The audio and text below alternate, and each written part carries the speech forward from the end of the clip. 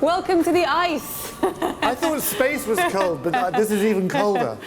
We are standing in front of this beautiful iceberg here at Dynamic Earth, and today's session is all going to be about how we look at the ice on our planet, how we monitor it, why it's important. It's really important ice. I don't think people quite understand how important it is. So we've come from space, where we were looking at the space things. I hope you managed to catch that session. Today's all about ice. Where are we going today in our little ice-capade? Yes, very good. Nice. We've got 3 locations today. We are going to go to live on board a ship in the Antarctic. We're going to go to Rothera, which is a research base down in Antarctica.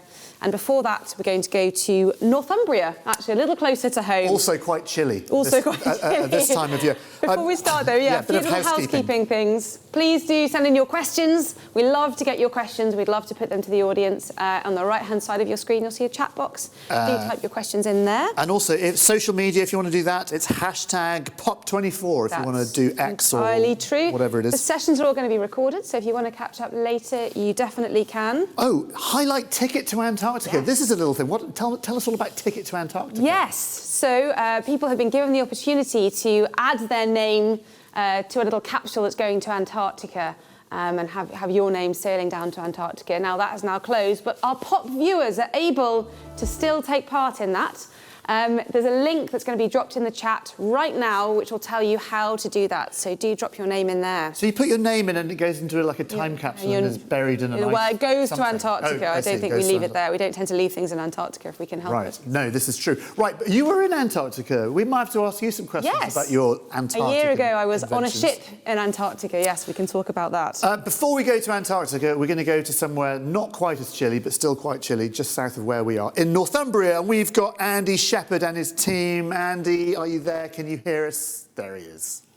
I am here. Hi, Dallas. Hi, Susie. Great job.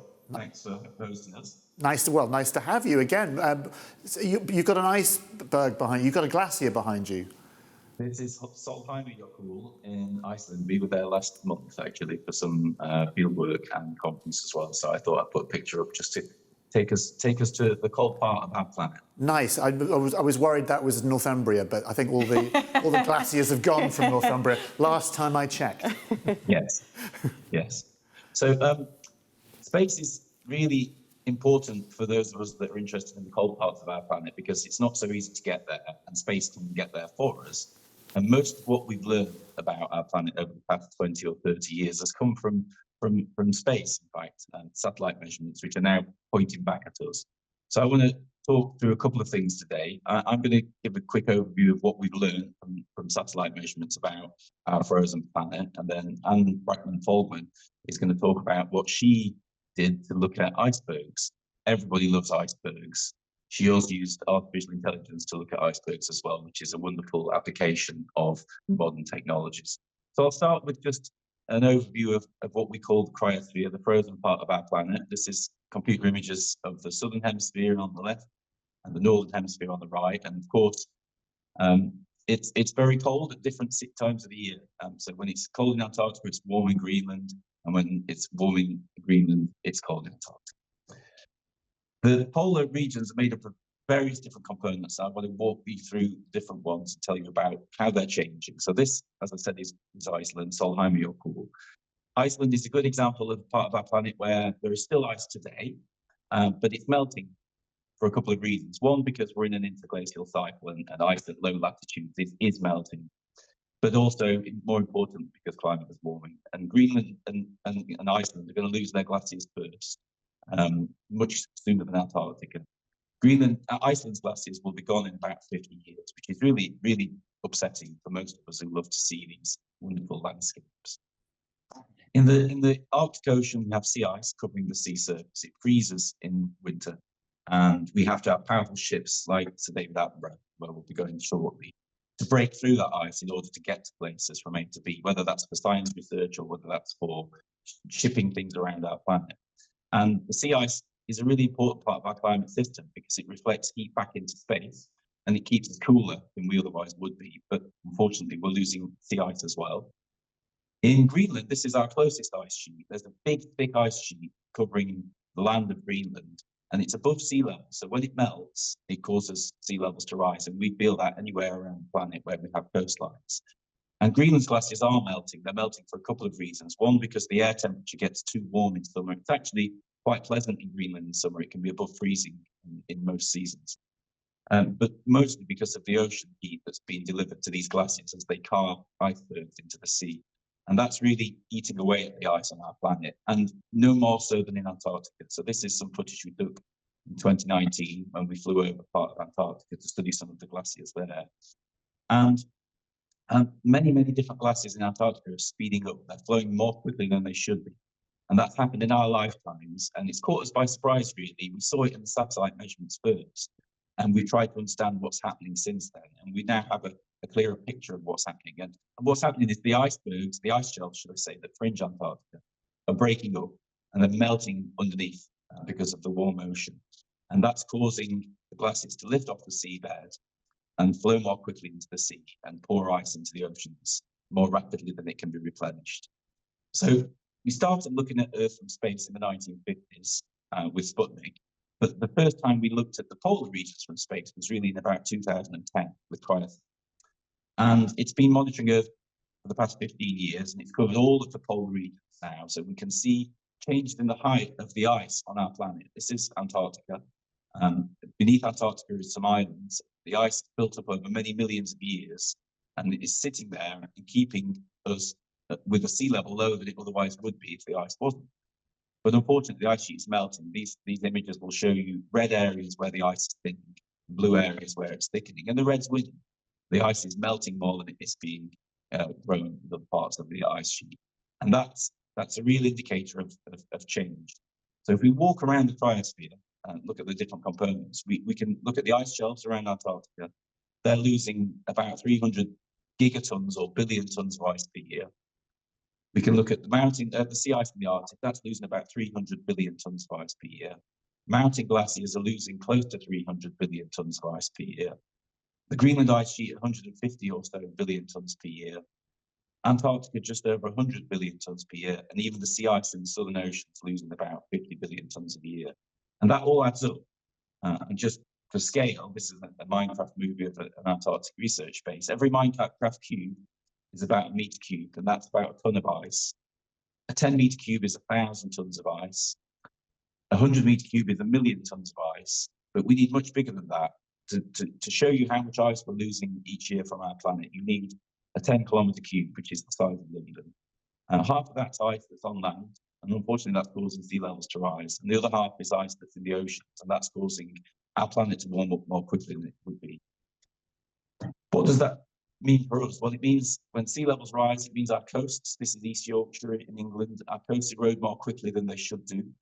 It means that we get flooding in coastal areas, this is New York City, more rapidly and more frequently than we should do. And we have to cope with those things.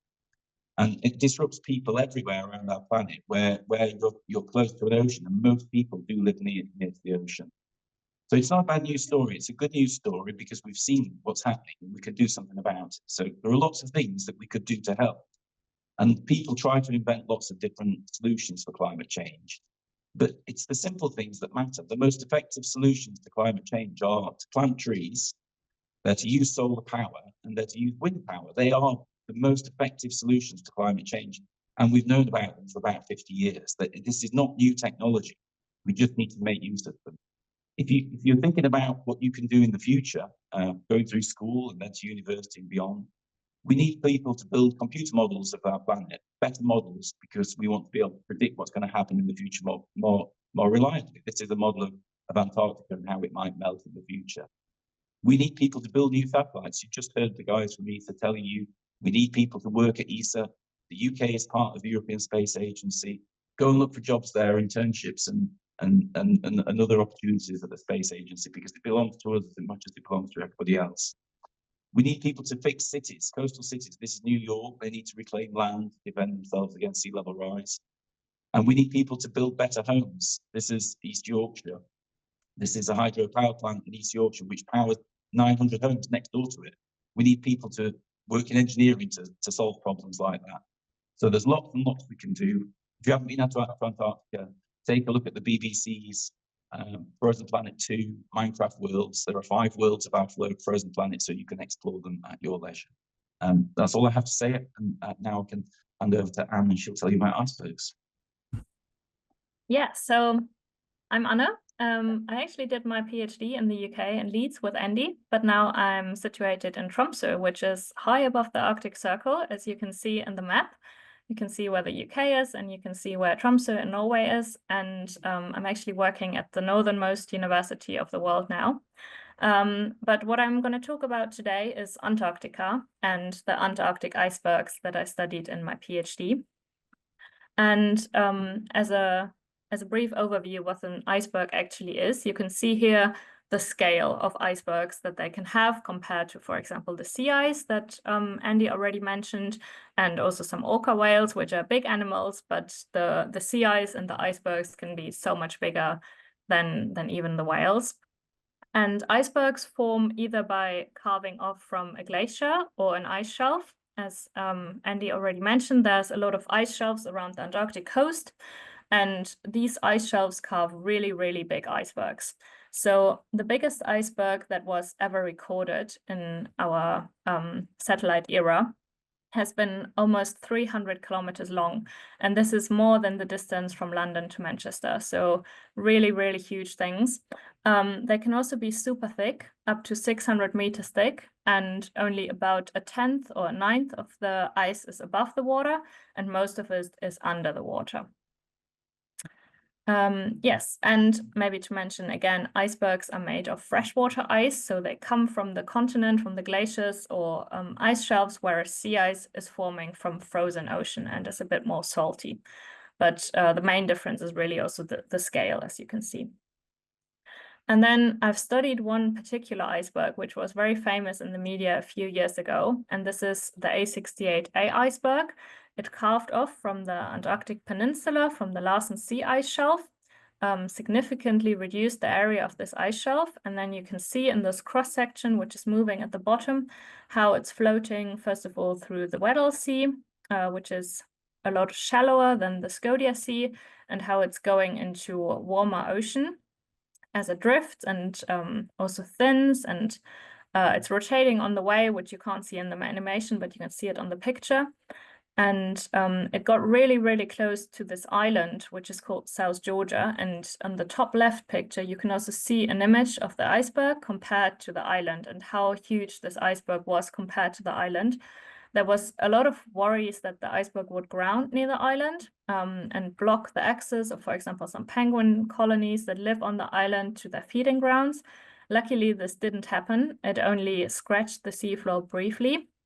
But it did dump a lot of fresh water because it was melting, and therefore really had an impact also on the biology and ocean near the island. And from satellites, we can really observe how this iceberg is changing in all 3 dimensions. So in this animation, you can see how it's thinning, and you can see how it's breaking apart. And there's 2 different satellite sensors, Cryosat, which Andy mentioned, is one of them that can tell us about the thickness, and some more like imagery sensors can tell us about the area changes. Yeah, and with this, we can then really study how much fresh water is dumped. And in the case of A68, the fresh water that was released close to the island is the equivalent of 60 million Olympic-sized swimming pools. So it's really a lot. Yeah, the last bit that I'm going to talk about is how we can use artificial intelligence for iceberg science. And in this case, we want to map the iceberg outline automatically, training a neural network. And in the animation, you can see where the neural network is finding the iceberg. And first of all, it's a bit uncertain, but it finds already the rough location where the iceberg is. This is the red area that's coming up now. And once it's certain for more than 50% that it's an iceberg, you can also see the outline and how the outline is getting more and more precise as we iterate and train the network. And yeah, this is all the same iceberg, so you can also see how it's getting smaller and how the outline is changing, how it's rotating, and how it's drifting in different parts of Antarctica. And yeah, the animation is showing basically the training process, how we train this neural network. But once it's ready and it can be applied, it only takes 0.01 seconds to find the outline automatically with artificial intelligence. And this is much faster than you can imagine drawing the outline manually on all of the images. Yeah, so a very helpful application. And that was my part with one last image of a huge iceberg compared to some sea ice and penguins. Thanks. Always got to be a penguin involved in a talk. Hey, Anne, we got an iceberg behind us. What do you think of this? You can cast your expert eye on it. It's a bit smaller than the ones that I've been studying. I was thinking, but cool. it's got some nice shapes. It's kind of it's throwing some nice shapes. Thank you both. Thank you, Andy and Anne, for that talk. We got some questions for you guys. I hope that's okay. Yeah, we do have some questions. And actually, I'm going to throw one to you, Anne, first, which is, what is the biggest ever recorded iceberg? So in length, this was almost 300 kilometers long. And yeah, if you would put it in the UK, it would go from basically London to Manchester. And that's the length. Huge. That was the Larsen B one. Yeah. Amazing, amazing, amazing. Another one here, which is... They're all from Anonymous, these questions. Yeah, lots of people not giving their name. That's okay. Let's go back to glaciers, actually, and ask Andy how... People want to know how big glaciers got before they started melting, and maybe you can tell us a bit about the history of glaciers around the world. So at the time of the last glacier maximum, sea levels were much lower than they are today. People might know, you might not know, that the land between the UK and Europe was above sea level. So you could walk across to Holland, and that was about 50 or so meters lower than it is today. And that's happened over millions of years, in fact. The last glacial maximum we experienced was about 20,000 years ago. But what actually is happening now is as climate warms and glaciers melt, we get more glaciers because they split up into smaller and smaller pieces, and they become even harder to track from space because they're smaller and smaller. So we need more and more advanced sensors to be able to monitor them. And that's what's essentially happened over the past 20, 30 years. The satellite technology that we have today is very, very different to what it was in the 1970s and 80s. And it has to be because of the speed with which our planet is changing. Yeah, so we hear about people talking about kind of ice ages and how glaciers grow and shrink, and that's sort of a process that we've known for many years. But the latest sort of the impact of humans on our planet is what's dramatically changed. So we know that glaciers grow and shrink naturally, but this is extreme, isn't it? And this is caused by us. Yes, definitely. So when we look around the planet, the speed with which the change in ice has happened today is about 100 times faster than it is in a glacial cycle. Yeah. It's absolutely unprecedented. It's the same as the temperature of our planet and how rapidly that's risen over the 20th century. But unfortunately, it took about 20 to 30 years for the ice sheets to wake up to climate change. They gave us a bit of a breathing space, which we didn't make use of, because they didn't start to melt until really rapidly, about 2000 or so, which is 30 years after global warming really started. But now we really see the effects ramping up really quickly, unfortunately. And so you talked about things that we can do to reduce the amount of carbon dioxide in the atmosphere. Is there anything we can do more directly to try to protect the glaciers from melting? There's a lot of interest in that today. There are different things that people have tried to come up with. People might have seen there's interventions in different ways. So if you like skiing and you go to the mountains, it's very, very common now to have snow blowers to create snow on these glaciers. They've been around for leisure for decades. People like to think that you could use them to protect sea ice in the Arctic, for instance, and to blow a cover of snow on top of the sea ice. There's more adventurous things, putting blankets on glaciers to stop them melting more quickly. And even putting a curtain on the seabed. That's a really adventurous one. All these kind of interesting techniques. There was a famous example of, I think, a village somewhere in South America that went out with buckets of whitewash and started to paint their glacier in order for it not to melt. I seem to remember that in the news a few years ago. Oh, I didn't see that, but I'm sure, yes, lots of ideas. But really what we need to do is reduce the amount of carbon dioxide in the atmosphere, I think. I mean, that's the distraction, unfortunately. These things are all wonderful, and, you know, tech guys mainly want to spend money on things that seem space-age and adventurous. Yeah. But by far the most effective solutions to climate change are trees, the sun, and the wind. They're the things that we get for free, and we need to make use of them. Yeah, for sure. A question for you, Anne. Has Antarctica always been ice? Oh, not always, but it's been a very, very long time. I think I've read a paper that there's been actually a rainforest at some point, but I think it's been a long time ago. And I mean, at some point it was attached to Australia, I believe. And then it was not so far south at the South Pole. It was in a different latitude also, and that's when it was definitely warmer. But interesting. Yeah. And one more directly related to your research: how long, on average, does an iceberg take to melt? It very much depends what it's doing. So a lot of icebergs ground at some point, so they basically get stuck on the seabed because they have so much of the ice beneath the water, and if they touch the seabed, they get stuck. And when they get stuck close to the Antarctic coastline, where it's very cold, they can be around for decades. It's really when they get more north and exposed to the warmer air temperatures and mainly water temperatures, that's when they melt. And the icebergs that I studied have been around for maybe 3 to 10 years. But also the smaller they are, they more quickly they melt because they melt from the outside. Oh, interesting. I never knew icebergs lasted as long as they do, actually. I think that's quite interesting. In my mind, they appeared and then disappeared quickly, but no, they can hang around for decades. But also, presumably, it's complicated because ice that's in the sea melts. You don't have as much of a problem. It's ice that's on land that melts that's going to be raising sea level, isn't it? Yes, yeah. The icebergs don't affect the sea level rise, but they are important for other processes because they release all this fresh water and they release it far away from the coast. And they also carry some nutrients from the continent, which are then basically leading to biological production and more fish, more seabirds, more whales. And they really affect our environment in lots of different ways, let's say. Yeah. Oh, fascinating. Great. Well, we're sort of running out of time. Can I just ask one very quick question? And it's sort of a political question. How do we get the message across better about protecting our planet? Because so much of it is wrapped up in politics. We've heard a lot about politics over the last few weeks. I'm wondering how we can get the message across about how important it is. You still get people who are kind of resistant to the idea, who say, oh, it's all just natural cycles, as if somehow scientists haven't heard that before. And I'm wondering, as scientists, what you can do to keep that message and that passion about protecting our environment alive.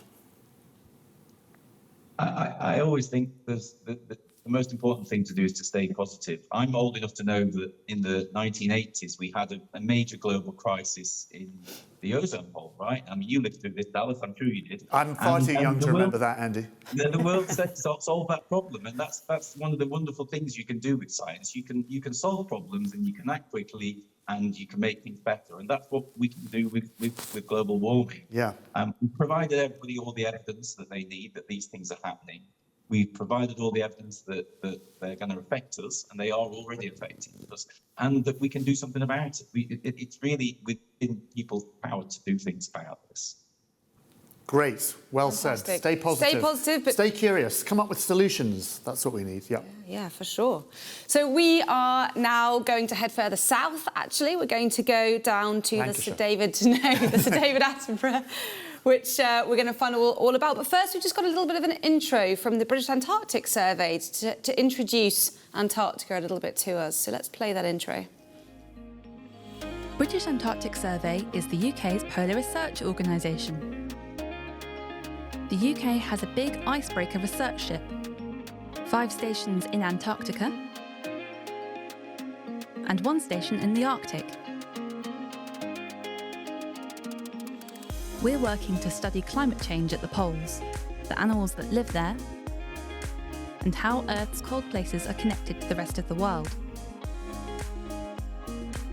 You're about to talk to a team at Rothera Research Station in Antarctica and a team on the ship RRS Sir David Attenborough, who are on their way to Antarctica from the UK.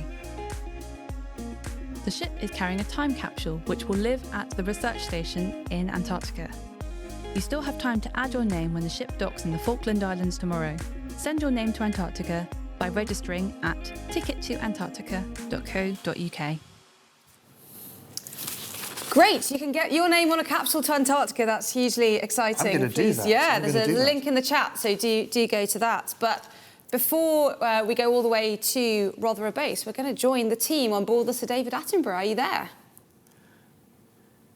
Not actually Sir David Attenborough, I should say, but the ship called Sir David Attenborough. Maybe we've got some tech problems. Can you hear us? We've got a nice view of the ceiling, which is good. Looks like a very nice ceiling.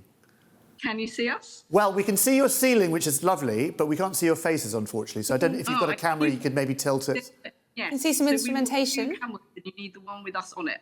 Okay. There's two feeds, and perhaps we have the wrong feed. Oh, there we are. We can see you now. We can see you now. Hooray. Can you see us now? Yes. Okay, so I'm Nina. I'm Teresa. And I'm Neets, and welcome to the RRS Sir David Attenborough. So we're a polar research vessel that goes all over the world to do science, and we are currently on our way to the Antarctic. We're on the bridge, and if you come with me, you can see out the window we are heading very far south. There is We've got a bit of a problem here, actually. Perhaps we can just cut that feed. We can't see the video that's playing. So I know that our friends on the Sir David Attenborough were aware they might have a connection problem and sent a little pre-recorded video, which we could hear, but we couldn't see. So perhaps we'll either go live to them on the ship if they can hear us. Can you hear us on board? I don't think you can. No, perhaps we can play the video we'll do the video and see if we can... We'd like to see the images too, though, which we didn't pick up last time. No. So,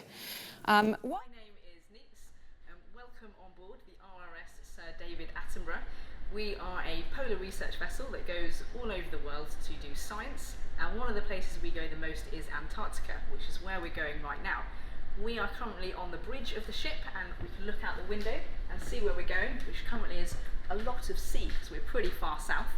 And over here we have Officer Matt, who is driving for us today. Hello, Matt. Hello. We left the UK a few weeks ago, and we are heading all the way south, and this year we have some very exciting cargo.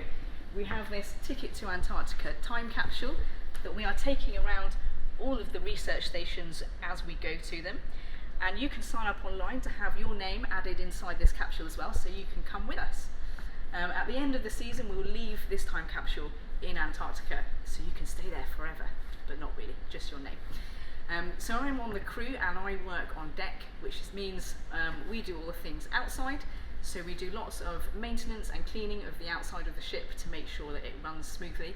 And when we get into port, we will help tie the ship up to the quay, and then we bring on lots of cargo and take off lots of cargo that is staying there. So there we go. That was a little pre-record of what it's like on the ship. Lots of sea at the moment, and a little DVD with lots of names on. I'm going to put my name on that. Yeah, so you go online, find out how to do that, get your name on it. Yeah. And you'll be look very calm actually on the ship there, but it's not always the case actually. No, I don't know. Can we get? I don't think we can go live. Can we, we are live. Here we go. Can you see us? Can you hear us? Are you there?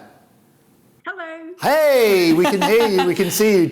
Sorry, we lost you earlier on. We had a lovely view of your ceiling, but now we can see your faces, which is much better. So how are you? Tell us where you are and what you're doing. So we are sailing to Antarctica, which is very fun. We left about 3 weeks ago, and we've got our last call at land before we reach Antarctica, which is tomorrow at the Falkland Islands. So it's not too late to get your name into that capsule, because we'll be picking up more names in the Falkland Islands. And when we get there, we'll be doing some more cargo, bringing some more people on board, and then we'll head down to Rothera, which is very exciting. We're going to be going live to Rothera in a moment, actually, and you'll be arriving a little after our conversation. But tell us a bit about what your roles are on the ship. So I'm on the crew. I work on deck. We've got 2 crews that swap over, so we spend a couple of months on board each. And one of the big things that we do is help support all of the science that happens on board. So my friend Teresa can tell you about that. Yeah, I'm Teresa. I'm one of the lab managers here on board the Sir David Attenborough, and I'm really here to just kind of help and support the scientists in anything they need me doing. So that means running the instruments, helping sampling more, also just making sure that they're safe in the lab. We're a big group of science support, so we have data managers, we have electronic and mechanical engineers, we have IT staff, and also lab managers. And we're really here to help them do various bits of science, which can vary from physical oceanography, so looking at what's in the water, so like the water chemistry by deploying bottles overboard, or looking at what's growing in the water, so looking at animals, like organisms from like plankton to krill to fish to whales, if we have lots of marine biologists on board, to looking at what's in the seabed. So if we have geologists on board, we really just deploy cores, and which can be 2,000 meters that deep, 3,000 meter deep, and bring back sediments and rocks. And then we also have glaciologists sometimes on board that we support, who are looking at, for example, how sea ice is formed, and they are collecting basically cores from this sea ice. And Nina here is one of our scientists for this cruise. Yeah, so I'm a cloud scientist. So as Teresa was saying, we're not only interested in the ice, and in fact, I'm here with 9 other scientists for 6 weeks, going to Antarctica, and it's my first time going to Antarctica, so I'm quite excited. And we're interested in looking at cloud-forming particles. So we're most interested in what's called mixed phase clouds, where you have water droplets and ice crystals. And these form around tiny little aerosol particles. And these can be lots of different things like mineral dust, bacteria, or even spray from the sea. And these particles form the ice crystals and the water droplets, and you get clouds. The types of these particles that you have will influence that cloud's properties. So things like how much light it reflects, so whether it has a net warming or a cooling effect, and whether it will form precipitation, rain or snow, and the cloud's lifetime. So we're here specifically to directly sample the air in Antarctica and the Southern Ocean to understand which cloud-forming particles we have in these regions, because they're still quite mysterious at the moment. Because it's so remote, not many scientists have tested them. And we have our lab in a container at the front of the ship to be able to directly sample the air and bring it into loads of instruments which you have inside, which all the different scientists are looking after. And yeah, the idea is that we'll make these measurements, give them to modelers, and they'll be able to better predict what the weather and climate will do in the future. Wow, that's amazing. That sounds fantastic. So basically, your ship it's like a thermometer. It's traveling around, taking the temperature of the planet and understanding more about the not just the ice, but the atmosphere, the sea itself. I think what's making me smile is that we are in Edinburgh. I am wearing a very massive coat because I'm standing in front of an iceberg, which is behind me. You are in Antarctica wearing T-shirts. So we have a question that came through that said, where are they? They're wearing T-shirts. It doesn't look that cold. So maybe you could just share with us why you aren't wearing clothing that looks like this. Well, we're in a variety of layers. I am in a T-shirt. Teresa was in a jumper, and Nina's in a coat. So I guess it depends on your personal temperature. Yes. But it is quite comfortable inside. I want to know, Nina, one of you mentioned that you're on shifts sort of 2 months on, 2 months off. You're obviously on board for a long time. What is life like for a scientist on board a ship? Like, when you're not doing the science, what do you do all day? Is there good food? Do you have a good time, or is it just work 24/7? Well, there is a lot of work, but there is a lot of fun as well. There's a lot of very good food, and we're really lucky. The ship has a lot of facilities, so there's lots of things to do. There's some TVs to watch films. There's some games consoles to play Mario Kart, which is very important. Nice. There's lots of things. There's a gym, and there's loads of really nice people to talk to. Oh. So we do not get bored. Don't worry. All of those young people out there thinking what they want to do with their lives. A voyage to Antarctica has got to be up there. Yes. And you can even play Mario Kart en route. That's very important. Wonderful. Well, thanks so much. I can't believe we're live to your ship. Thank you so much for joining us. We really appreciate your time. Sorry about our technical glitches. It's not easy to connect to a ship in the ocean. But thank you again for your time. Really appreciate it. Yes, and good luck. Good luck. Yeah, good luck. Exactly. Thank you. Great. All right. Right, from a ship going to Antarctica to Antarctica. Yes. I think. Yes. Let's go to Rothera. Can you hear us? Yeah, hi. Hello. Oh, wonderful, fantastic. Nice to see you. We had a bit of a technical issue before, yes. But we've got you loud and clear. So yes, thank you very tell much. us all about Rothera and what you're doing there. Yeah, so welcome to Rothera. My name is Aurelia. I'm the Rothera station leader. So the people that are going to be arriving on the ship, so Teresa and Nina and Needs, I will be welcoming them on our wharf in just about 9 days' time. So I'll be the first person they see after they're moored up, and I'll be there to welcome them. Because the question came up about T-shirts, I'm just going to take the laptop and show you the outside to prove to you we are in Antarctica. We don't believe you're in Hawaii. Yeah, clearly. Yeah, this looks just a bit like a living room. Yeah, but with a nice bear lamp. with, it's very bright outside. Curtains but look hopefully you'll be able to see. Yes. And now one of you is wearing an Antarctica T-shirt. Could you point on your T-shirt where you are? So we can just get a sense of where you are on the map. Yeah, absolutely. So we are currently on the peninsula, which is right there. Ah, on the sticky out bit. peninsula. Got it. Great stuff. Fantastic. Exactly. So we'll put you back down here. But yeah, so we've still got some sea ice outside, hanging on to the rest of, hanging on to our bay.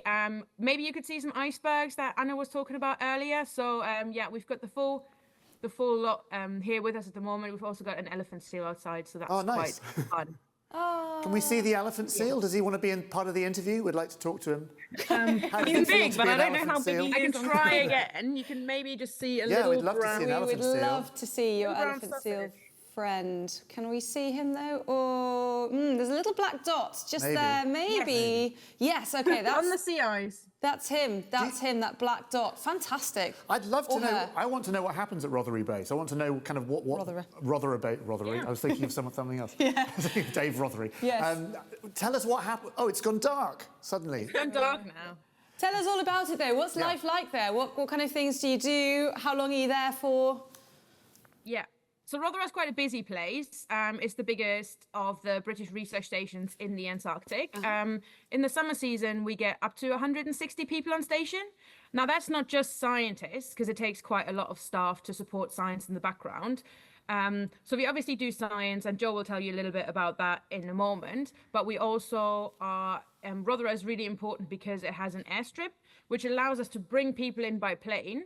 So not everyone has to come in by ship, which takes a lot longer. We can fly in from southern Chile, but it also allows us to deploy scientists from Rothera into what's called the deep field to do science further in the continent and in different places. It also allows us to deploy planes to other research stations or to allow other national programs to come through Rothera and go forward to their different camps further in Antarctica.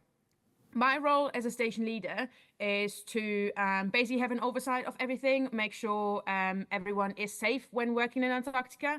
As you already pointed out, you have to wear quite a thick coat at times in Antarctica because it is quite an extreme place. It can be extremely windy. The conditions can change very, very quickly. So it's important that people are appropriately trained because not everyone has got experience of those kinds of conditions. So I'm in charge of organizing all that training for people, making sure they're safe. I welcome everyone to station, and I'm the sort of go-to person if you don't know who to speak to. And another one of my roles is that I'm in charge of looking after our emergency response. So back in the UK, back in what we call the real world, we've got the ambulance, we've got the fire service, but down here, that's not the case. We can't just dial a number and people come to our rescue. So we have to do all of that training on top of the normal job you have. So we've got some people who are chefs, for example, who go on a firefighting course. And we have got people who are marine scientists who do some specialized training to support our doctor in case of an emergency. We've got people who are plumbers who end up doing some additional mountaineering training to help us in case someone gets lost. Someone gets lost in the hills when they're out doing some science or doing some recreation. So yeah, we have to coordinate all of that training to make sure people are safe in this quite remote place. And also it's part of my job to build a community. We have a lot of people from different places, might be some visiting scientists coming for only a few weeks. We have people who stay here for a year and a half to overwinter on this station. And yeah, it's part of my job to make sure everyone's part of a community and everyone gets along and it's a functioning team.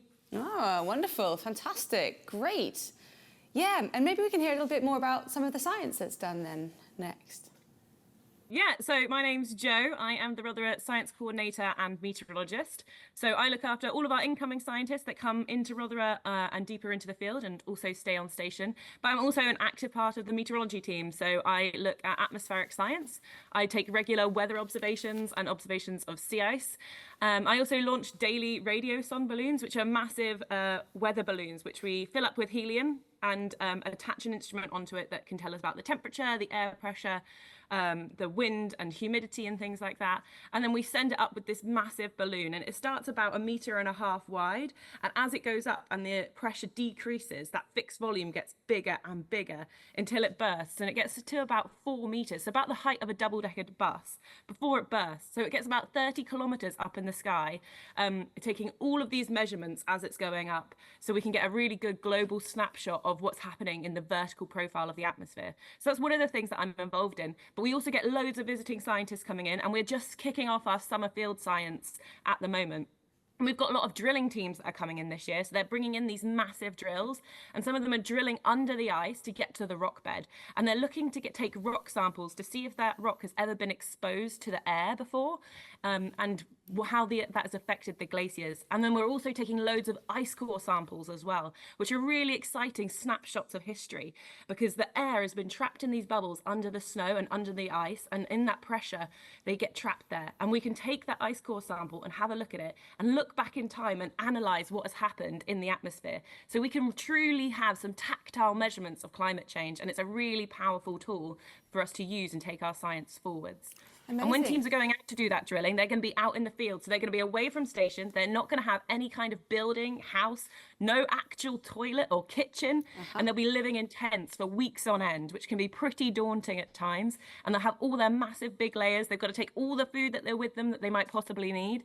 The only thing we don't take is water. And that's because we make our own water from the snow, which is a massive mammoth task. And you're constantly boiling water when you're out there, so that you've got enough water to drink and cook with. I was reading a few years ago about these ice cores. Is it right that you can look back hundreds of thousands of years at temperature profiles? The deeper you dig, the further back in time you're going, is that right? Yeah, the deeper you dig, the further back in time you're going to go. So it all happens when the snow falls down and it forms layers, and they keep falling on top of each other and trapping air in them. And then you get these really condensed ice with the bubbles in, and that can go back years and years and years. And the deepest I think they've gone is about 2.5. In fact, this year we're trying to drill 250 meters, but they've gone back like over 1 kilometer down in the ice, which can go back thousands of years. And I think they've gone back 800,000 years into the past. See, this is the thing. You don't need a DeLorean to travel back in time. You just need an ice core. And the deeper you go, the further back. Very important measurements they're making there, though. Critical measurements for understanding climate change on these timescales. Yes. Well, thank you so much, guys. Both teams actually on the screen now. Thank you so much for giving it your time to join us. We really appreciate it. I can't believe we've just gone live to a ship and live to Rothera Base. So thank you so much again. This session has to wrap up now, I'm afraid. we have to finish. We've got some bit of housekeeping. We do have resources. Some housekeeping, if people want to find out more about Antarctica and British Antarctic Survey is a good place to go. So there's lots of resources available to you there. And if you're interested in a career, thinking about lots of excited messages coming in saying, I want to go to Antarctica, well, there's British Antarctic Survey. Dallas has got their badge on here. Do check them out. If you're interested in the next primary session, it's going to be at 1:45. It's called Climate Detectives Kids, and you can find the link at the bottom of the screen. If you want to join Ticket to Antarctica, there's a link in the chat, so do click on that link and you can add your name to go on that time capsule to Antarctica.